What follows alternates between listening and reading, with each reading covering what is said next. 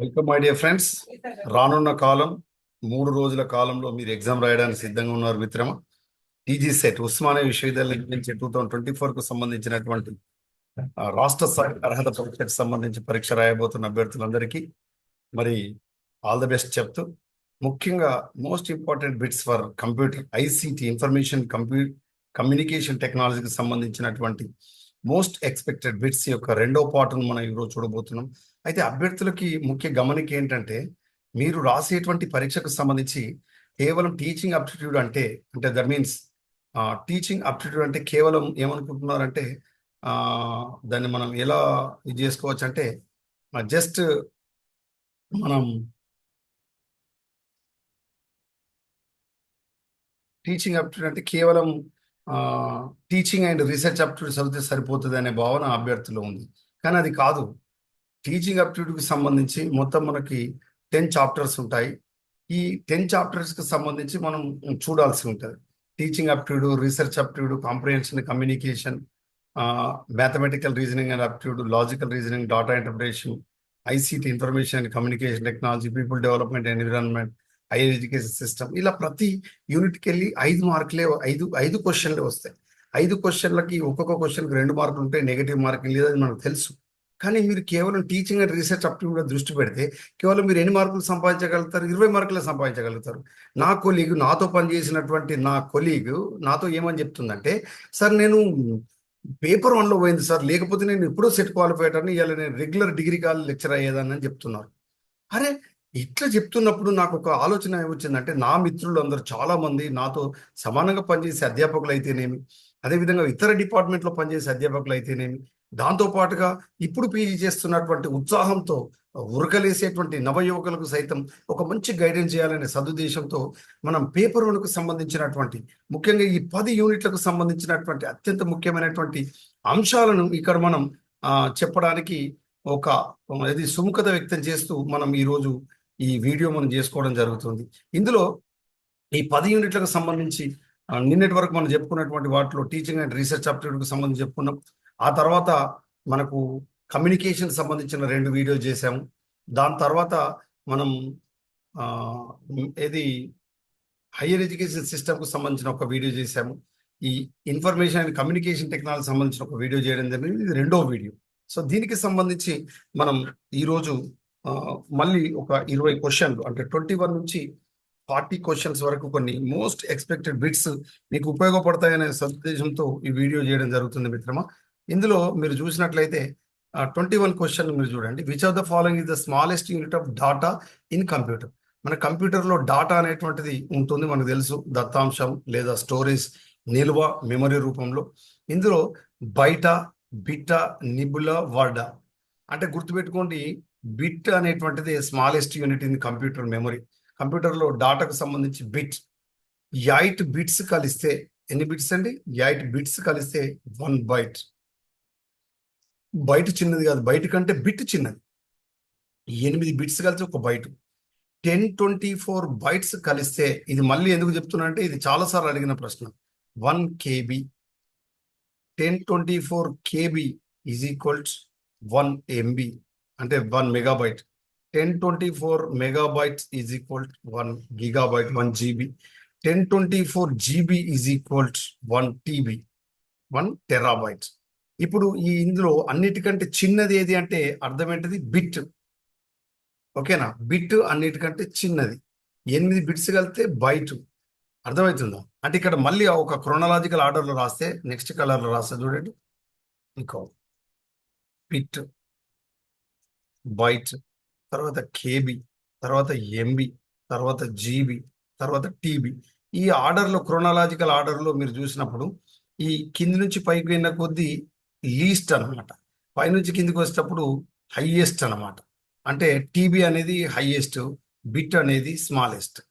ఓకేనా? లార్జెస్ట్, ఇది smallest, bit అనేది స్మాలెస్ట్. ఇక్కడ మనకు అడిగిన ప్రశ్న smallest unit of data in computer, కాబట్టి answer bit. Bit is the right answer. Okay, then 22nd question మనం చూద్దాం. Which protocol is used for browsing web? ఇక్కడ మనకు అబ్రివేషన్స్ కూడా చాలా ఇంపార్టెంట్ మిత్రమా. మనకి ఏమంటున్నాడు, బ్రౌజింగ్ వెబ్కు సంబంధించి ఏ ప్రోటోకాల్ మనం వాడడం అనేటువంటి జరుగుతుంది. అంటే హెచ్టిటిపిని మనం వాడతాం. మనం ఏదైనా వెబ్ బ్రౌజర్కి సంబంధించి వాడేది ఏంటిది? హెచ్టిటిపి. హెచ్టిటిపి యొక్క అబ్రివేషన్ ఏంటిది అంటే హైపర్ టెక్స్ట్. అంటే కరెక్ట్ ఆన్సర్ హెచ్టిటిపి.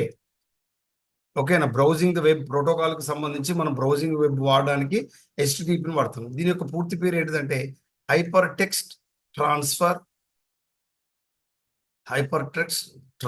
ప్రోటోకాల్. మరి ఎఫ్టిపి అంటే ఏంటిది? ఫైల్ ట్రాన్స్ఫర్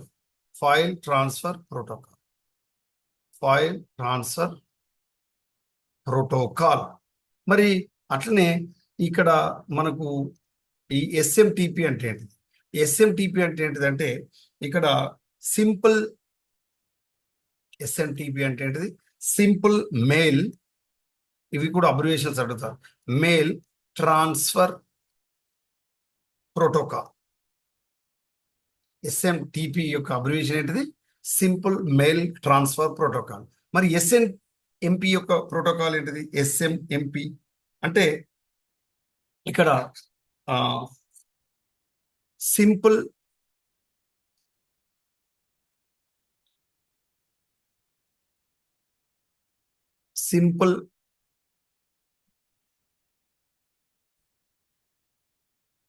ఎస్ఎన్ఎంపి యొక్క అబ్రివేషన్ ఏంటిదంటే ఇక్కడ దీన్ని సింపుల్ నెట్వర్క్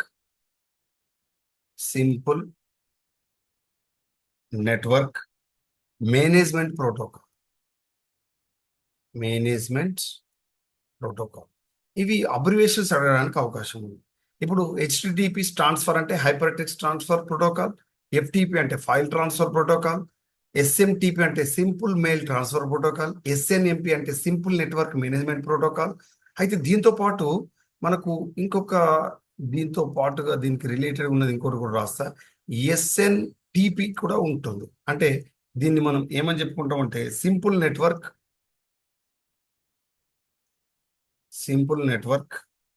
టైం ప్రోటోకాల్.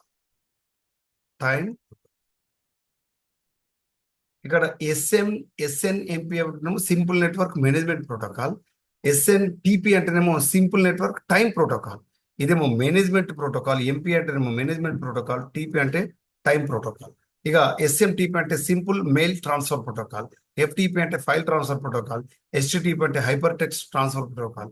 ఈ కింది వాటిలో ఈ ఇచ్చిన నాలుగిట్లో ఏది వెబ్ బ్రౌజర్ గా మనం ఉపయోగిస్తాం? Which protocol is used for browsing the web అంటే answer HTTP, hypertext transfer protocol. ఇది right answer. Okay, HTTP transfer protocol. Next, the shortcut key control C is used for. Control C దేనికి వాడతాము అంటే answer మనకు తెలుసు. ఎక్కువగా వాడేది ఏంటంటే కంట్రోల్ సిని కానీ కంట్రోల్ విని కానీ వాడతాం. కంట్రోల్ సి దేని వాడతాం అంటే కాపీయింగ్ సెలెక్టెడ్ టెక్స్ట్. కంట్రోల్ సిని దేనిగా వాడతాం? Copying selected text. మరి పేస్టింగ్ కాపీ టెక్స్ట్ దేనికి వాడతాం అంటే కంట్రోల్ ప్లస్ విని వాడతాం. అంటే కంట్రోల్ వి అంటే పేస్టింగ్ కాపీడ్ టెక్స్ట్ను వాడతాం. ఓకేనా? అదేవిధంగా ఇక్కడ కటింగ్ సెలెక్టెడ్ టెక్స్ట్ అని దేని వాడతారంటే ఇక్కడ కంట్రోల్ ఎక్స్ని వాడతారు. కంట్రోల్ ప్లస్ ఎక్స్ని వాడతారు. ఓకేనా? అంటే కాపీయింగ్ ద టెక్స్ట్ను కంట్రోల్ సి వాడతారు. పేస్టింగ్ కాపీ టెక్స్ట్ను కంట్రోల్ వి వాడతారు. కట్టింగ్ సెలెక్టెడ్ టెక్స్ట్ అనేటువంటిది కంట్రోల్ ఎక్స్ని వాడతారు. ఇవి మనకు తెలిసి ఉండాలి. అంటే షార్ట్ కట్స్ అనమాట. షార్ట్ కట్ కీ అంటాం మనం. ఓకేనా? ఇది మరి అదేవిధంగా కంట్రోల్ ఎస్ అని దేనికి వాడతారు? కంట్రోల్ ప్లస్ ఎస్ను దేనికి వాడతారు? సేవ్ చేయడానికి. డాటాను ఏదైతే మనం డాక్యుమెంట్ కానీ డాటాను కానీ మనం రాసినటువంటి ఆ ఏదైతే ఉందో ఆ ఫైల్ కానీ లేదా దానికి సంబంధించిన సాఫ్ట్వేర్ కానీ లేదా మ్యాటర్ కానీ అదంతా కాపీగా సేవ్ కావడానికి కంట్రోల్ ఎస్ను వాడతారు. ఓకేనా? Right.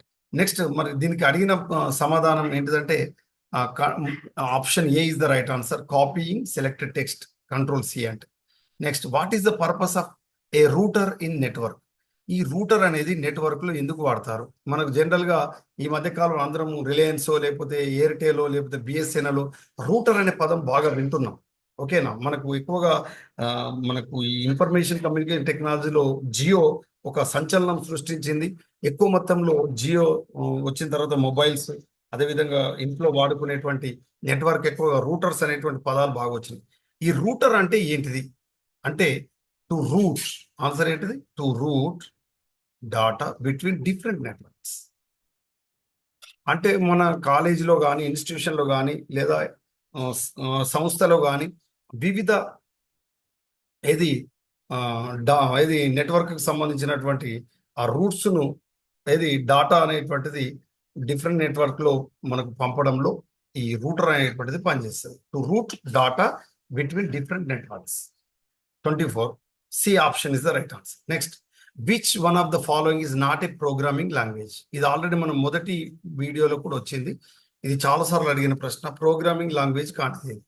Python programming language, Java programming language, C++ programming language, C programming language. ఓకేనా? మరి కానిది అంటే HTML. అంటే దీన్ని హైపర్ టెక్స్ట్ మార్కప్ లాంగ్వేజ్ అంటారు. దీని యొక్క పూర్తి పేరు ఏంటిది? Hypertext markup language. Hypertext markup language. తర్వాత next, which of the following is a type of malware? అంటే ఈ మాల్వేర్ అనేటువంటిది ఏంటిది? ఒక రకమైనటువంటిది అంటే ఫైర్వాలా, యాంటీవైరసా, టోర్జాన్ హార్సా, నెట్వర్క్ స్విచ్చా? అంటే మాల్వేర్ అంటే ఏంటిదంటే ఇది ఒక టోర్జాన్ హార్స్. ఓకేనా? అంటే ఇది ఒక నథింగ్ బట్ వైరస్. ఓకేనా? మాల్వేర్ ఇది. ఫైర్వాల్ అనేటువంటిది గుర్తుపెట్టుకోండి, ఇది డెఫినెట్గా ఉండాలి ప్రతి నెట్వర్క్ సంబంధించిన ప్రతి సిస్టంలో. ఎందుకంటే ఇతర మన ప్రమేయం లేకుండానే మన అనాథరైజ్డ్ యాక్సెస్ ఇచ్చేటువంటి ప్రమాదం ఉంటుంది. కాబట్టి వాటి నుంచి రక్షించడానికి సిస్టమ్ను కానీ మన ఫైల్స్ను కానీ రక్షించడంలో ఫైర్వాల్ తోడ్పడుతుంది. యాంటీవైరస్ సాఫ్ట్వేర్ కూడా ఉండాలి. అది మనకు మన ఫైల్స్లో ఇతర వైరస్లు దూరకుండా కాపాడుతూ ఉంటుంది. కానీ అడిగిన ప్రశ్నకి ఇది సరైన సమాధానం Trojan horse. C option is the right answer. Malware. 27 చూడండి. Which one of the following storage device has the largest storage in capacity? ఈ కింది వాటిలో ఏది లార్జెస్ట్ కెపాసిటీ అన్నాడు? సిడి రోమ్ అంటే కాంపాక్ట్ డిస్క్. దీని యొక్క పూర్తి పేరు ఏంటిది? Compact disc read only memory. Read only memory దీని యొక్క పూర్తి పేరు రీడ్ ఓన్లీ. హార్డ్ డిస్క్ మనకు తెలుసు. హార్డ్ డిస్క్ అనేటువంటిది మనకు అత్యధిక స్టోరేజ్ నిలుపుకోవడంలో తోడ్పడుతుంది. ఇది 1 TB ఉండవచ్చు, 2 TB ఉండవచ్చు, అంతకు మించి కూడా ఉండేటువంటి హార్డ్ డిస్క్లు ఉంటాయి. కాబట్టి ఇది ఇంతకుముందు USB ఫ్లాష్ డ్రైవ్ ఉంటుంది మనకు తెలుసు.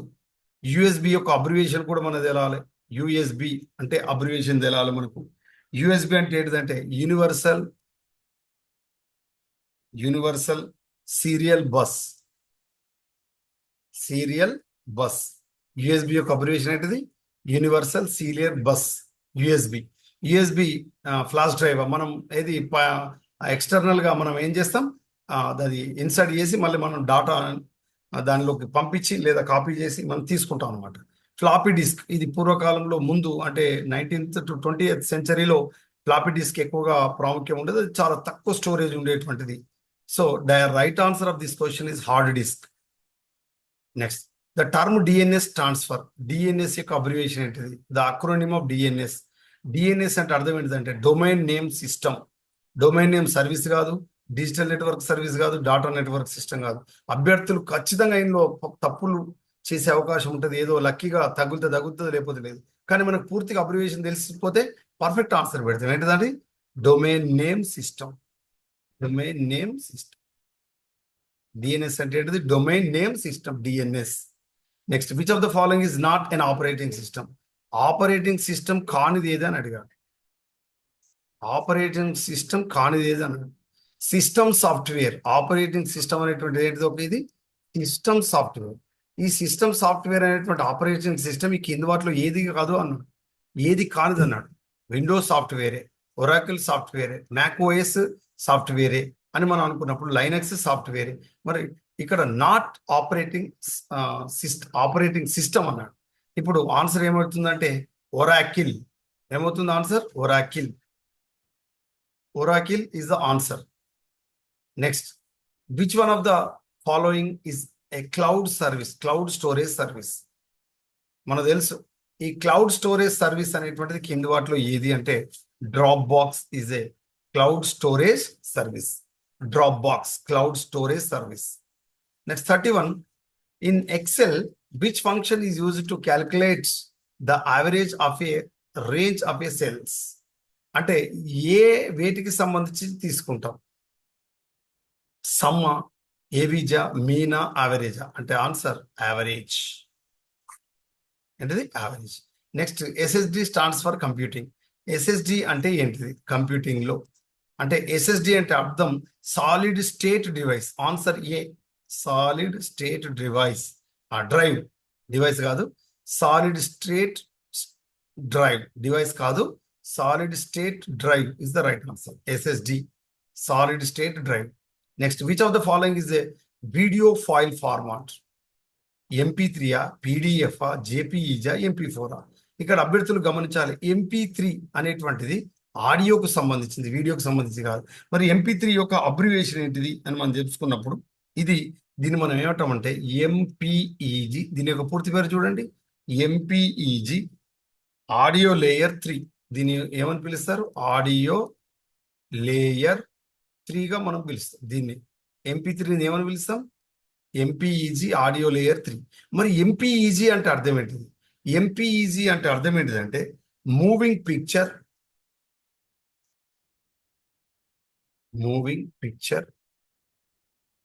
Experts group. Moving picture experts group, MPEG, moving picture experts group, audio layer 3 అంటే MP3. దీని యొక్క పూర్తి పేరు అంత పెద్దగా ఉంటుంది, కానీ మనం ఏం చేస్తాం? MP3 అంటే ఆడియో సాంగ్స్ మంచిగా డించగా జానపద గేయాలు పెట్టుకొని పాడుతూ ఉంటాం. కాపోళ్ళ ఇంటికాడ పొద్దున్న లేవగానే మనం పెడతా ఉంటాం. ఇట్లా అది MP3కి సంబంధించింది, ఓన్లీ ఆడియో వింటే. దాని పూర్తి పేరు ఏంటిది? MPEG, ఆడియో లేయర్ 3 అని పిలవాలి, లేదా moving picture experts group, audio layer 3. అది MP3, ఆడియోకి సంబంధించింది. మరి అదేవిధంగా JPEG అంటే అర్థం ఏంటిది? JPEG అంటే అర్థం ఏంటిది అంటే joint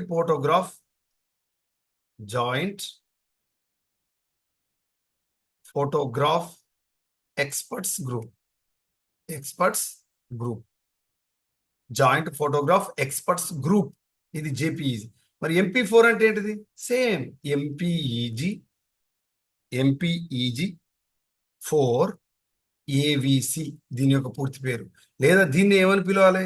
moving picture experts group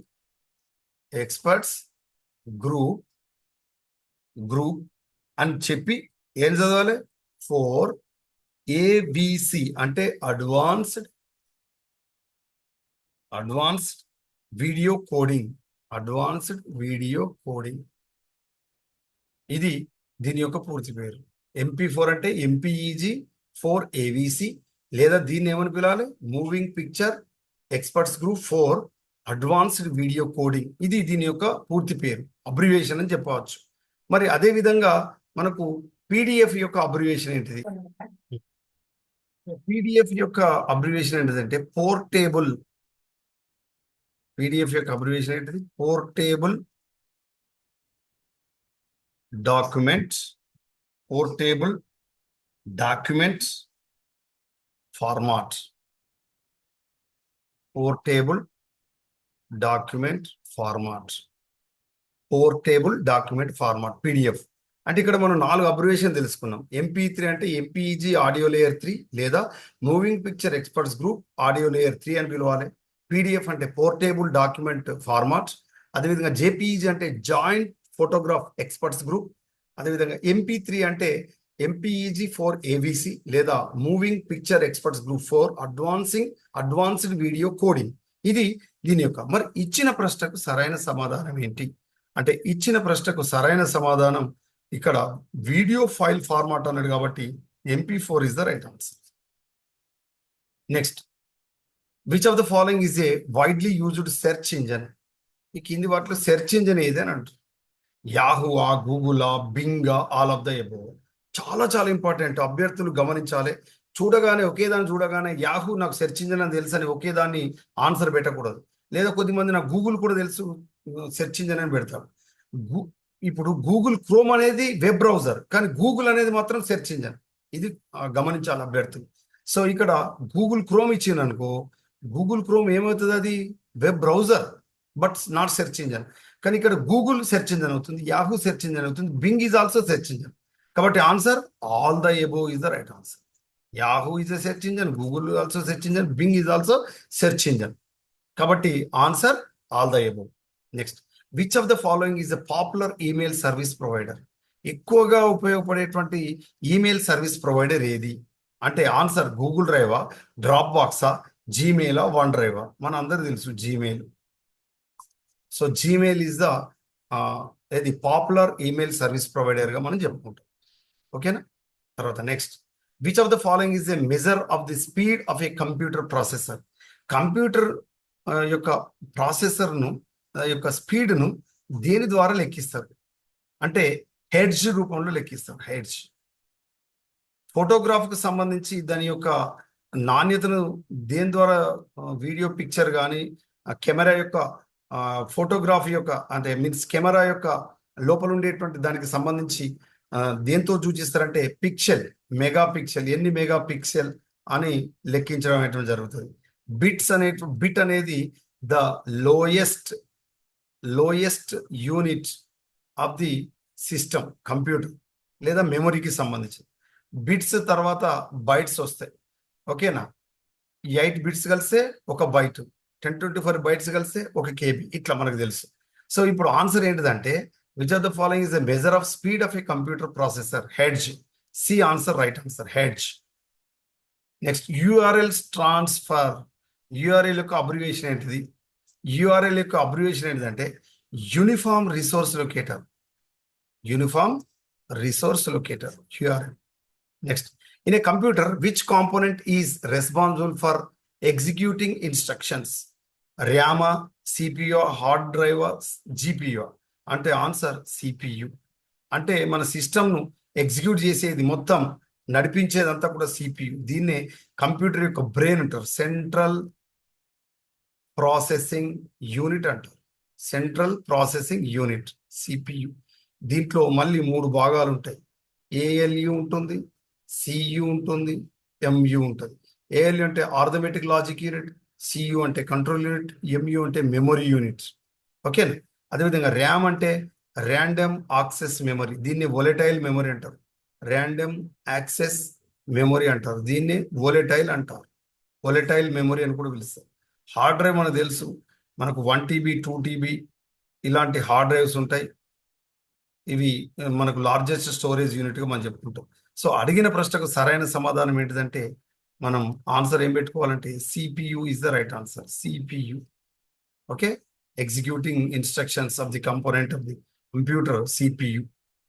next, what does IP stands for? IP దేని సూచిస్తుంది? IP అంటే ఏంటిది అంటే IP అంటే అర్థం ఏంటిదంటే ఇంటర్నెట్ ప్రోటోకాల్. IP యొక్క అబ్రివేషన్ ఏంటిది? Internet protocol. ఇక్కడే గుర్తుపెట్టుకోండి, మనకి ఈ పదాలు కూడా తెలియాలి. ఈమెయిల్ సృష్టికర్త ఎవరంటే రేటామ్ లిన్సన్. రేటామ్ లిన్సన్. WWW సృష్టికర్త ఎవరంటే Tim Berners Lee. Tim Berners Lee. అదేవిధంగా ఇంటర్నెట్ సృష్టికర్త ఎవరంటే కాన్ రాక్. కాన్ రాక్. WW is nothing but internet, గుర్తుపెట్టుకోండి. అదేవిధంగా హాట్మెయిల్ భారతదేశానికి సంబంధించినటువంటి శాస్త్రవేత్త అయినటువంటి సబీర్ భాటియా. సబీర్ భాటియా ఈ హాట్మెయిల్ సృష్టించాడు. ఇక్కడ గుర్తుపెట్టుకోండి, WW స్టాండ్స్ ఫర్, WW అంటే ఏంటంటే వరల్డ్ వైడ్ వెబ్. ఓకేనా? వరల్డ్ వైడ్ వెబ్, ఇది గుర్తుపెట్టుకోండి. IP అంటేనేమో ఇంటర్నెట్ ప్రోటోకాల్. ఈమెయిల్ రేటామ్ లిన్సన్, WW Tim Berners Lee, internet కాన్రాక్, హాట్మెయిల్ సబీర్ భాటియా. ఇది మనం గుర్తుపెట్టుకోవాలి. WW యొక్క పూర్తి పేరు వరల్డ్ వైడ్ వెబ్. ఓకేనా? మరి ఈ వైఫై యొక్క పూర్తి పేరు ఏంటిదని అంటారు అంటే wireless Fidelity. Wireless Fidelity. Wireless Fidelity అంటారు వైఫై యొక్క అబ్రివేషన్, వైర్లెస్ ఫిడెలిటీ. ఇక ఈ రోజుకు సంబంధించినటువంటి last question, which of the following is used protect network from unauthorised access?